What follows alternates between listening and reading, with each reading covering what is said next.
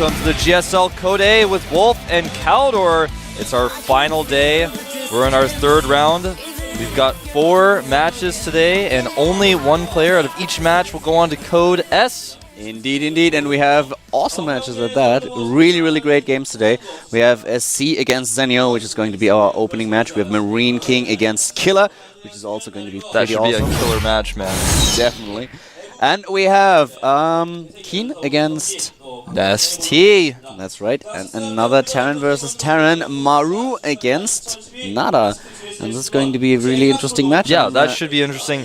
Maru has been scary recently. I can't say for sure as whether or not this guy really belongs in Code S, but he is scary. You don't know what to expect with this guy, and he could take out Nada. I don't think he will, but Nada's going to have to be very calm and collected today to play against this kid because he can do all sorts of all-ins, all sorts of different timing attacks. He can play a late game if he needs to. So, yeah, Maru popped out of, well, not nowhere, but let's focus a little bit on MVP against MVP Genius against Don Ragu first. So at the weekend we have our Code S final, and it is going to be awesome. So you should definitely make sure that you are able to watch it. Check out if there's a Barcraft near you. If when you're on Seoul, just make sure that you go to the location and be on site. It is going to be great. It will be absolutely awesome. Definitely go if you can to a Barcraft because that's a great way to watch with your friends. Don't watch alone. I mean, you can, but you should have fun with your friends because your friends like StarCraft. Your friends don't like StarCraft. It doesn't mean they're not a good friend. It means you're not a good friend because you didn't show them StarCraft. What's wrong with you? Get out there. Don't blame your friend. Blame yourself, man. Very good point, Wolf.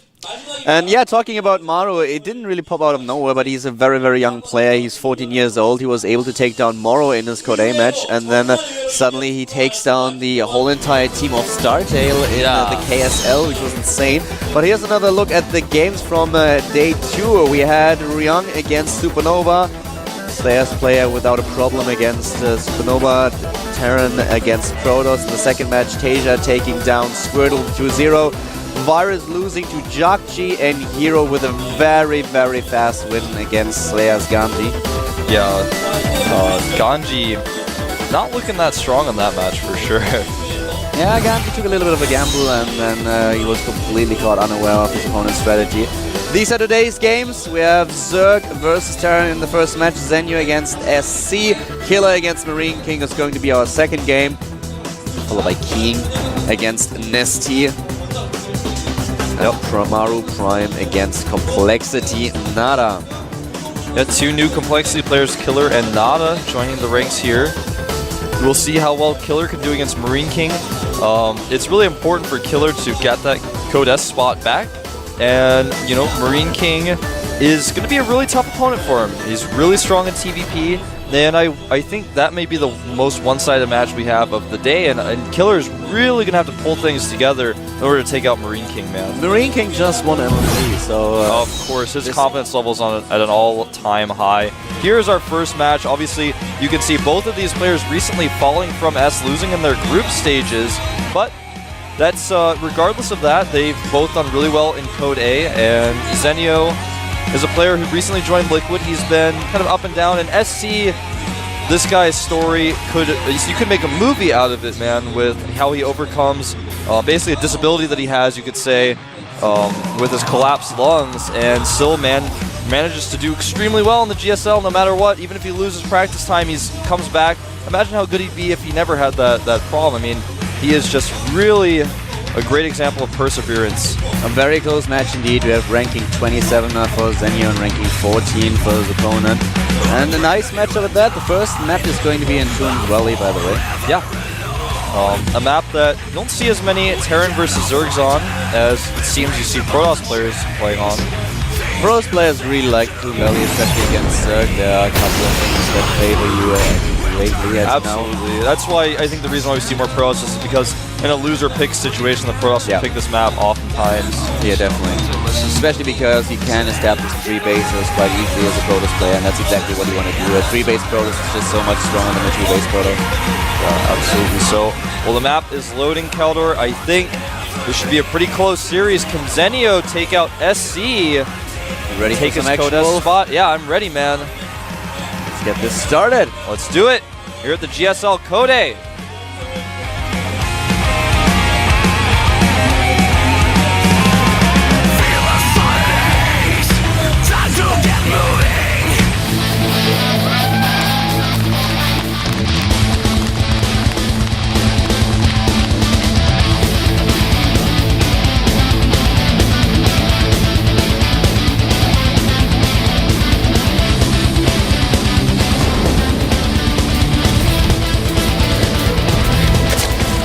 Starting at the top right of the map in the red color, starting for TeamLiquid.net. This is our Zerg player in the first match of the day. It is Liquid Zenio. Zenio with not the best record against Terran. It's his worst matchup with 42% win ratio only. He's up against Terran player that is certainly a force to be reckoned with. In the bottom left of the map cross position we have in the blue color MVP SC.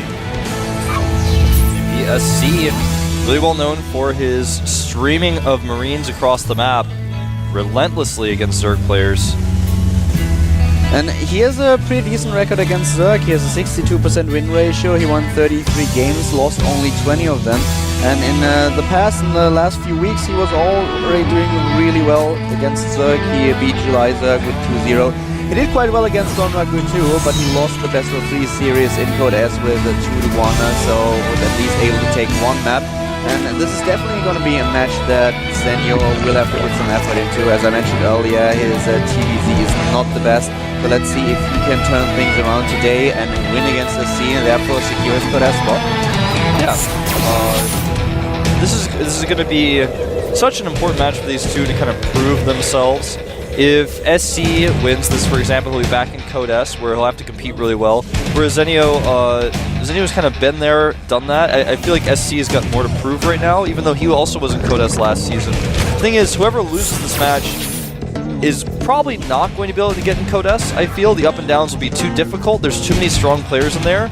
Whereas SC, the best he could hope for is beat Zenio to get into Code S, and Zenio, the best he could hope for is to beat SC to get into Code S. Having to play through that arduous up and down match with so many games in there, having to beat so many different players, that's tough. That's not easy, and this is a really good chance for both these players. Now, the Hatch First is going to receive some pressure here as the Marine is coming across the map. I don't think we're going to have a bunker here for SC. He's actually sending the SCV now into the main. He's not even going to try to pressure with bunker at all. He's just going to scout in here. And he sees the pull timing. The pull is nearly done, so there's no point of throwing down the bunker. He knows fully well that within the next few seconds the Zerglings will pop. Even though Zenio cut a few corners and delayed his pull a little bit in order to get more drones on and gas first, that's just no problem for Team Liquid player This Marine is on a mission. He's trying to find the Overlord on the right side of the map. He's almost found it. If he returns at the right moment, he will see it. Just barely not going to catch it. Nice try though by SC. That's the one thing that's always awesome in Zerg versus Terran, those mind games when the Terran player tries to catch the Overlords, and it's always like, as a Zerg player you want to have the Overlord as fast as possible at your opponent's natural expansion or in a position where you can scout the main base.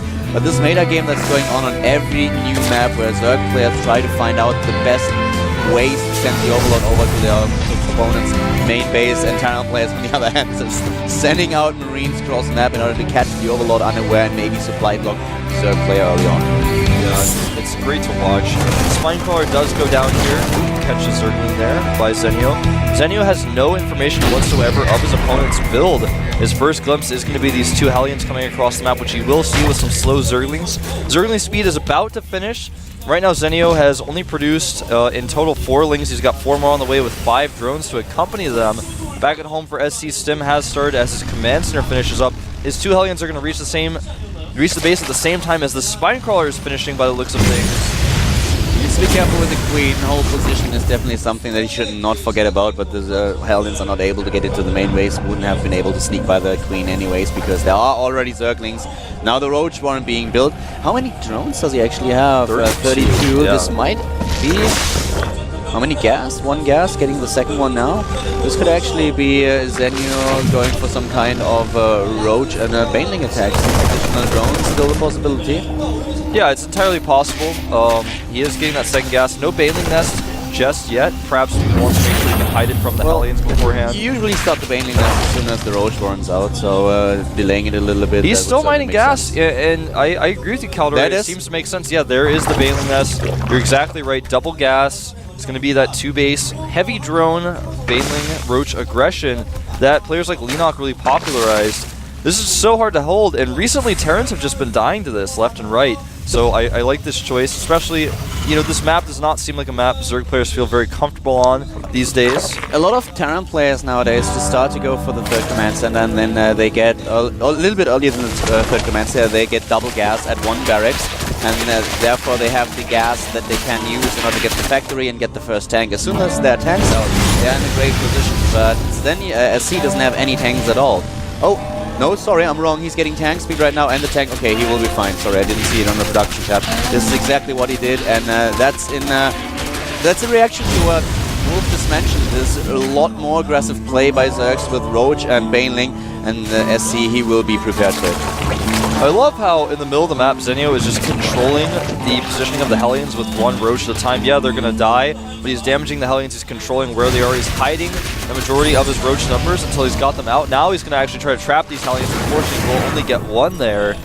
And he's not... He's called off the attack. Did Zenio cancel the... No, he built the Baneling nest? He kept it, but he's called off the attack. It may have even been a defensive measure, but I think getting the Baneling nest not only allows you to be aggressive if you want to, but it can be quite defensive as well if your opponent has been hiding the additional barracks and he's going up to several barracks, and that sometimes is the follow-up to this. So smart choice by Zenio either way. He's getting +1 Carapace now as Lair is finishing, and I think we're going to see a Spire pretty soon as he's gone up to 4 gases now. He may continue with the Roaches, but I just don't see Roach production being very smart anymore at this point. So let's just sum it up a little bit. We had SC going for an early expansion, as did Zenio, SC following it up with Hellions, and Zenio just toying with the idea of going for some kind of Roach Baneling attack.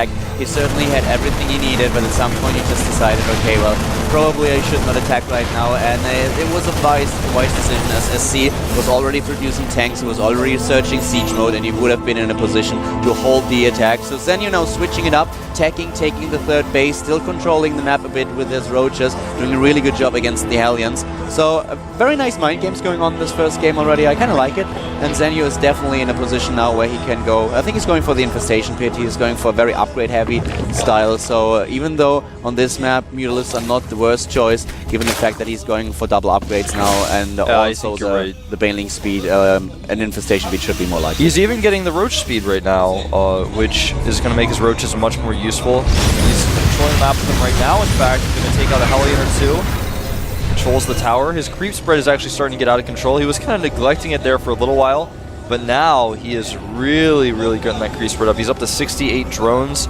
as well here, and the upgrades have started for SC as well. His third base is up uncontested. He's not even had to make any bunkers there. And there's the Infestation Pit. Now, one of the problems with this Infestor tech is that it means that Terran doesn't really have to invest that much in defense. He has not made any turrets. He does not have to make turrets. He's actually able to just sit by, skip on the defense, and pressure while he gets a third base rather than having to worry about any sort of counterattack.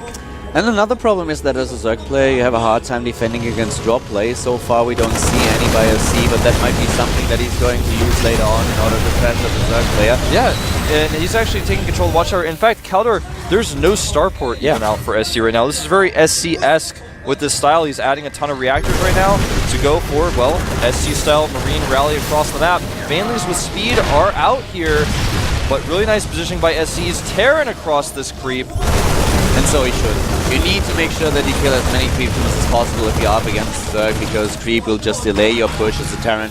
It is so dangerous to fight on creep. The Zerg player will have vision. He's in a position where he can use the speed advantage that he has on creep, where he can just engage your army. And he is aware of everything you do, so as soon as you unsiege your tanks, suddenly there will be Zerg streaming in from every single angle. So getting rid of the tumors is just so important. And SC is now getting the starport very late, but he will have Medivacs, and as you can already see in the production tab, Zenio double upgrading his Zerglings once again. He's on 1-1 getting 2-2, and of course also the first few Infestors. Pretty passive game so far, only a little bit of shenanigans in the middle of the map with the Hellions against Roaches, getting rid of the creep tumors, but no big engagements up to this point. Yeah, the upgrade's looking really good for Zenio right now. The supply dead even at 155. Right now the worker count 78 for Zenio to 72 of SC. 50 Marines are out on the map, only 11 Banelings. So the Marine count for SC is very strong right now, and he's about to have 2-2 upgrades as well. They're a little bit behind Zenio's, but I feel like SC has no intention of taking a third base anytime soon. He wants to just attack. Active creep tumors. He is spreading his creep once again, using the two creep slaves at the same time, spreading tumors like crazy across the map. And here's now the Spire. So I really like the decision to go for the infestation pit first and start with Infestor and Ling. But at the same time, as late game composition, I think that the Brood Lords are the better choice. Ultralisks are, of course, something that you can use, but I don't think you should. So we have now the Greater Spire, or at least the Spire attack. He's going for Hive and will use the Greater Spire. Very good decision in my opinion. Zenio has been supply blocked for a really, really long time. Look at the spine on 188 to 162. He's making 6 Overlords, but he has, I don't know, he's been really focusing on that creep, which is good, but he has just neglected to make Overlords for a really long time. I was sitting there watching it and I was like, well, I guess eventually he'll do it. Here we go, we're going to have a big engagement, and the Marines are stimming and splitting here. It looks like good bungles, and the trade, though, a little bit better for SC still, I feel. Yeah, definitely. He did very, very well, and a lot of Marines survive, but 56 Zerglings are being built right now. +3 is already being researched for Zenio. He has the advantage when it comes down to the upgrades. He's on 4 bases against 3, and once again trying to flank his opponent. All the Infestors are still alive. He's getting more and more Zerglings, and they are pretty strong with these upgrades.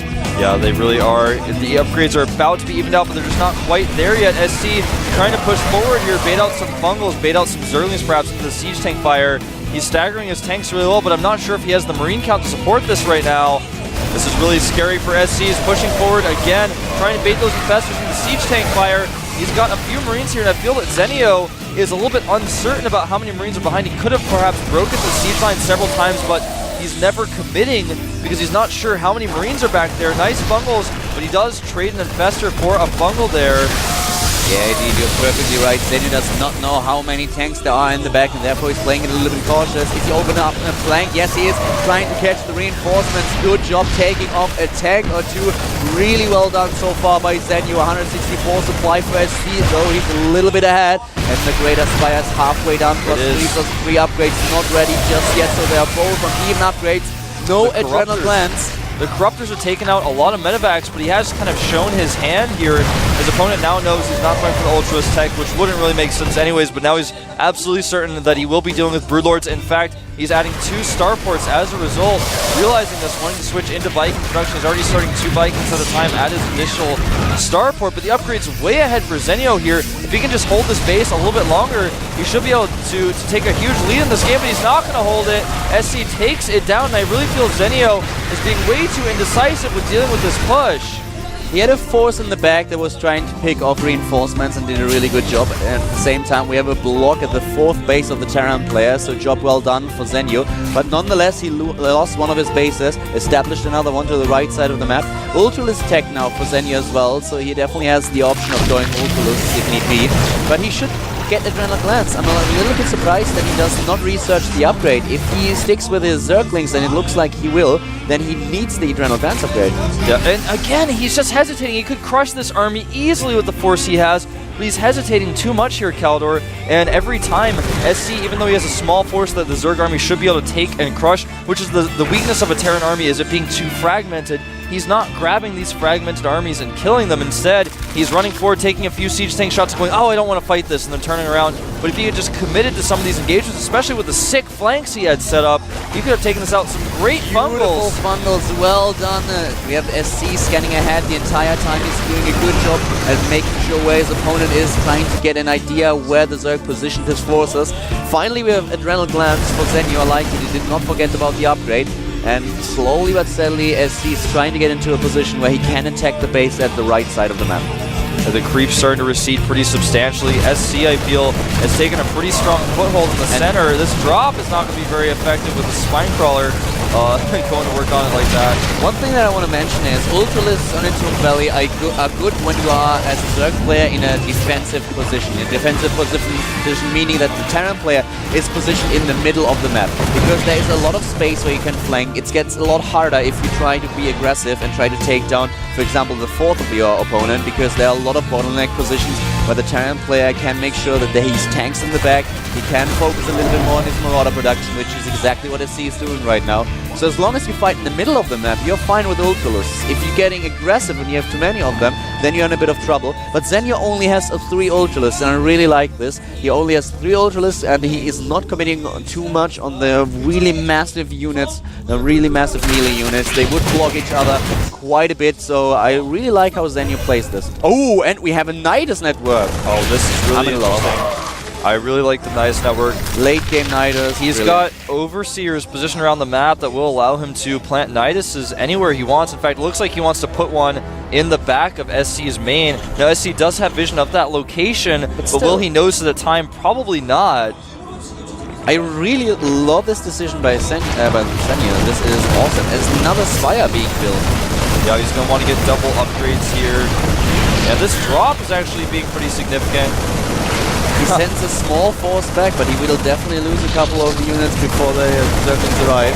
There they are, finally. And the Nidus network is being built, Wolf, in the main base. Yeah, in that main base where their Overseer was from earlier. He does not react, he doesn't see it. Oh, no SC has no clue. Just a bunch of Zerglings and Banelings are going to come out here. He's going to go to work on the production facilities. Now this will draw the forces of SC, at least some of them, back into the main. And I think this is what Zenio wants. He wants to attack the weakened army, but he's not sending very many forces back. I like this choice by SC, not overreacting. I think he has plenty of forces with the planetary to still hold this. I think this is a mistake by Zenio. Zenio is going in now, leading with the Ultralisk, and here's the expansion already gone. Supply-wise, we have Zenio ahead with a roughly 20 supply. He needs to retreat, though the one Nidus network has been killed. And Zenio is retreating the Terran player back on 3 bases. The damage has been done. He was able to kill that planetary with the siege tanks there, and that planetary did not think the Banelings would connect enough, but they just barely did.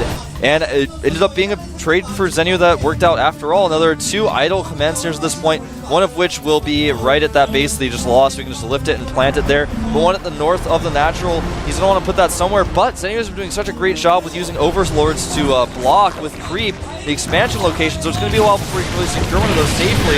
And Zenio is on 5 bases now. One of them is going to be attacked, but, well, the Zerg player has nearly 200 supply. Once again, he's going for a Brood Lord. I love how Zenio just switches it up in the entire time. He shows some kind of ambition to get Brood Lords, and then forces his opponent to get double Starport, a lot of Vikings, switches back to Ultralists, uses the Ultralists, only a few of them, attacks at the low ground, and then suddenly we have him switching to Infestor and Brood Lords again. And the expansion is alive for some reason. Yeah, he left it alive with 50 hit points. Now it's being transfused. Now he's going to kill it.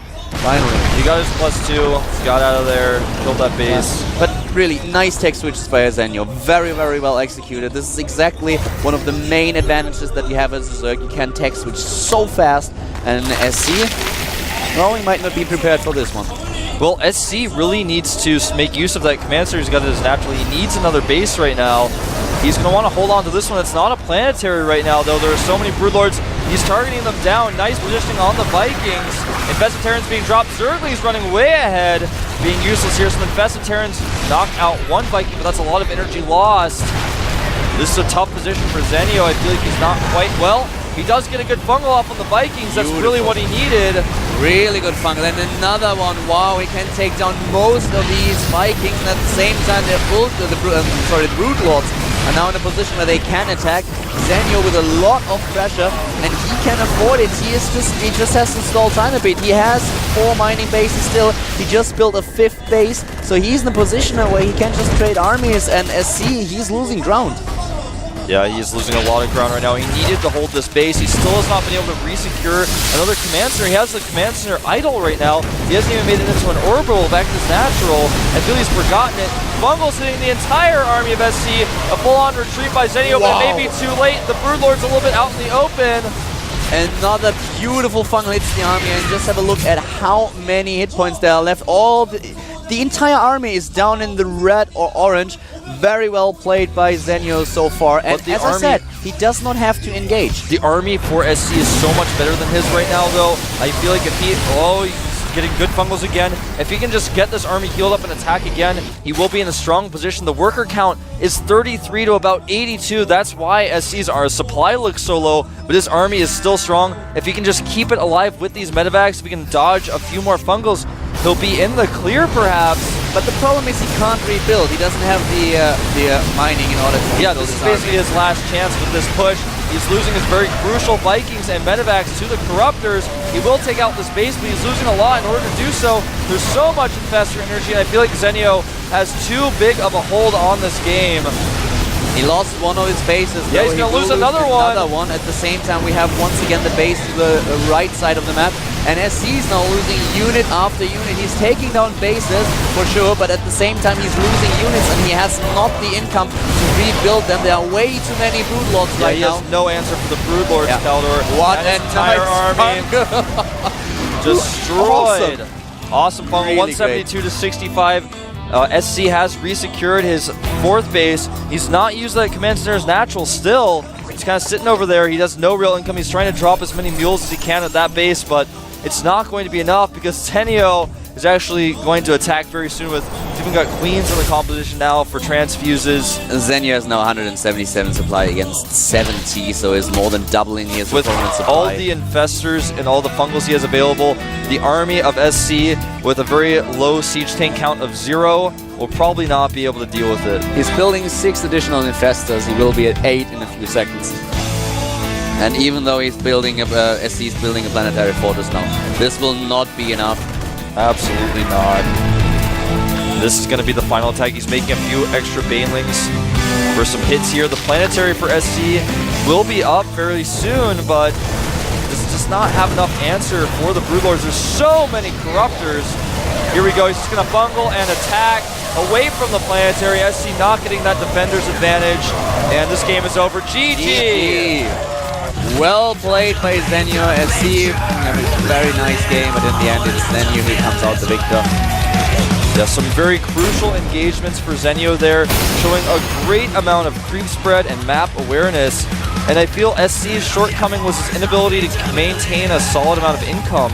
He never, when he had to lift his base at the bottom, or when it died, he never was able to rebuild it quickly enough. He had an extra command center he wasn't using. He never lifted his main command center. He should have been trying to clear up the overlords around the map and take other bases, but he just never secured them. Well, the problem is, as a Terran player, it's really hard to take another base on this map. If you have 4 bases, they are kind of easily defended because they are very close to each other. But taking a 5th base is a little bit of a problem because you spread your expansions out quite a bit. So the Zerg player can use his superior mobility and just attack bases to the left and right.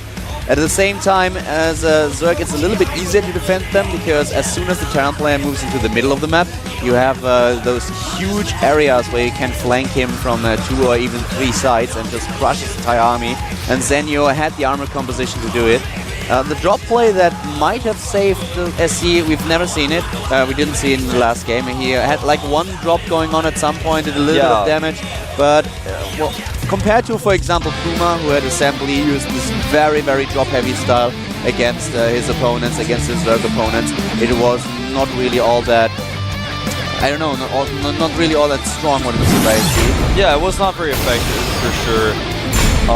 I feel the multitasking of Zenio was much better in that game.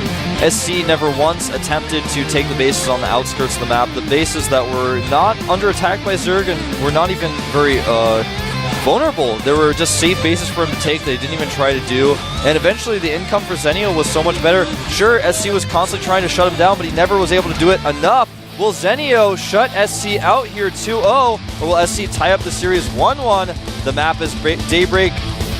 Here are our players, Zenio, SC. We're going to jump in the game in just a moment with Kaldor and Wolf.